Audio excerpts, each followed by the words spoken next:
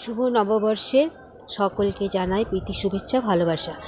ইংরাজির 2024 সাল শেষ হলো, 2025-এ পড়ল। সকলেই ভালো আছেন, সুস্থ আছেন, নিরোগ আছেন, আশা করি পরম পিতা পরমেশ্বরের কৃপায়। আমার ছাদ বাগানের এই ফুলগুলি আলো করে আছে, ঠান্ডা বাতাস, তাপমাত্রা বেশ কম, আর উত্তরে হাওয়া, শীত বেশি।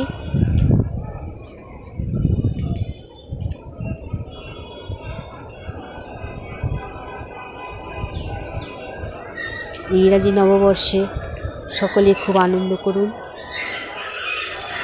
সকলের জীবন সুন্দর হোক, আনন্দময় হোক। আজ হাটবার, তাই কোলাহল হাটের শোনা যাচ্ছে। আমি গল্প পাঠ করছি, রূপোর ডালে সোনার পাতা। তার পরবর্তী অংশ আমি পাঠ করছি। আজ যাদের জন্মদিন তাদের অনেক অনেক শুভেচ্ছা, ভালোবাসা, দীর্ঘায়ু কামনা করি ঈশ্বরের নিকট। ছোটরা বড়রা সকলেই তাহলে গল্প পাঠে আমরা অংশগ্রহণ করি। ভালো লাগলে আমাকে কিন্তু কমেন্ট করে জানাবে। বিকেলের পড়ন্ত রোদ, মিষ্টি হিমেল হাওয়া, তার মাঝে এই ফুলগুলি যেন দুলে দুলে আনন্দ প্রকাশ করছে, আমার মনে হচ্ছে তাই।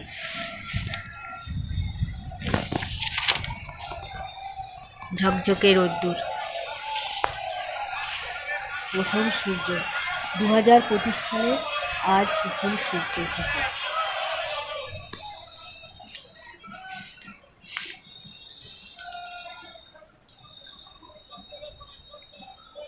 সেখানে গিয়ে ছলছল চোখে ধবলির গলা জড়িয়ে ধরে সে বললে, কি হবে ধবলি ভাই, তাঁতি যে কাল তোমাকে কেটে ফেলবে ঠিক করেছে, তাহলে কি হবে বলো না। বলে সে ফুঁপিয়ে কাঁদতে লাগলো। তাকে অমন করে কাঁদতে দেখে ধবলি বললে, ছি টুনটুনি ভাই, আমার জন্যে কেঁদো না, যা বলি তাই শোনো। আমাকে যখন ওরা কেটে ফেলবে, তুমি তখন করবে কি, আমার হাড়গুলো সব একটা ন্যাকড়ায় বেঁধে নিয়ে গিয়ে বাগানের এক কোণে পুঁতে দেবে। তারপর রোজ সেখানে জল দেবে তুমি। কেমন, মনে থাকবে তো আমার কথা? সে কথার জবাব দিতে গিয়ে টুনটুনির গলা ভারী হয়ে এলো।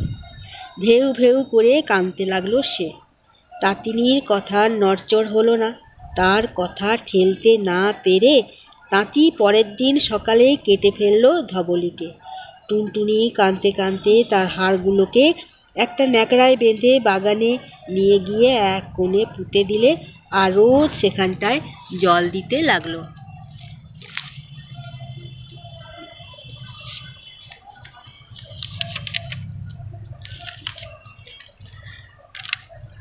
জল দিতে গিয়ে একদিন সে দেখলে সেখানে একটা চারা গাছ হয়েছে।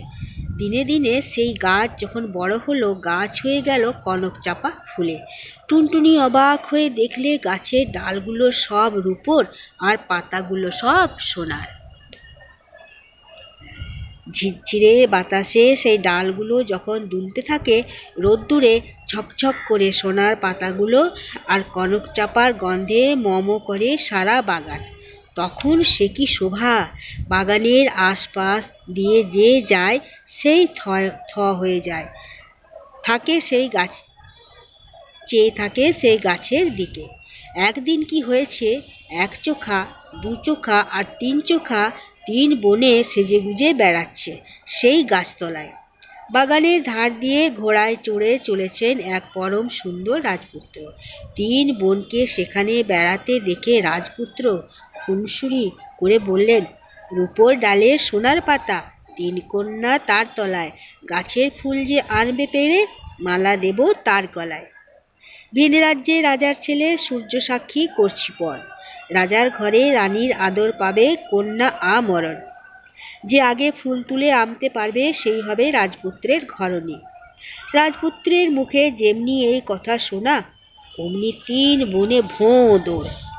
গাছের নিচের দিকে ডালে যে ফুলগুলো ফুটেছিল, মরি বাঁচি করে ছুটে গেল তারা সেইগুলো তুলতে।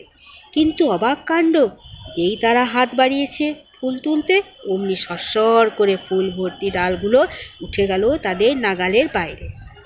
ডালপালা ধরে তারা যত টানাটানি করে ডালগুলো ততই কখনো যায় তাদের খোপায় আটকে, কখনো বা জামায়।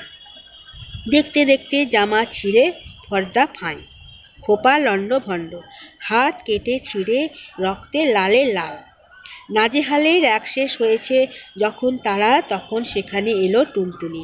সে ধবলিকে মনে মনে একবার স্মরণ করে গাছের কাছে গিয়ে হাত বাড়াতে সরসর করে নেমে এলো ফুলন্ত ডালগুলো। সে অঞ্জলি ভরে ফুল নিয়ে রাজপুত্রকে দিলে। তারপর একদিন খুব ধুমধাম করে টুনটুনির বিয়ে হয়ে গেল সেই রাজপুত্রের সঙ্গে। জন্ম দুঃখ কষ্ট ভোগ করার পর এতদিন এসে রাজপুত্রের ঘরণী হয়ে মনের সুখে ঘরকন্যা করতে লাগলো। কেমন লাগলো বন্ধুরা গল্প? অনেক অনেক ধন্যবাদ তোমাদের গল্প শোনার জন্য। অনেক ভালো থাকো, সুস্থ থাকো, নিরোগ থাকো, আনন্দে থাকো। আর আজ প্রথম ইংরাজি নববর্ষ, খুব আনন্দ করো। নিশ্চয়ই তোমরা কেউ পিকনিক করতে গেছো, কেউ বেড়াতে গেছো, কেউ চিড়িয়াখানায় গেছো, খুব আনন্দ করো তোমরা। আর কেক খেতে ভুলো না। আর কিন্তু যীশু খ্রিস্টকেও স্মরণ করবে। আর আমাদের শ্রী শ্রী রামকৃষ্ণর আজ কল্পতরু উৎসব, তাকেও স্মরণ করবে। রামকৃষ্ণ শরণম রামকৃষ্ণ শরণম রামকৃষ্ণ শরণম রামকৃষ্ণ শরণম।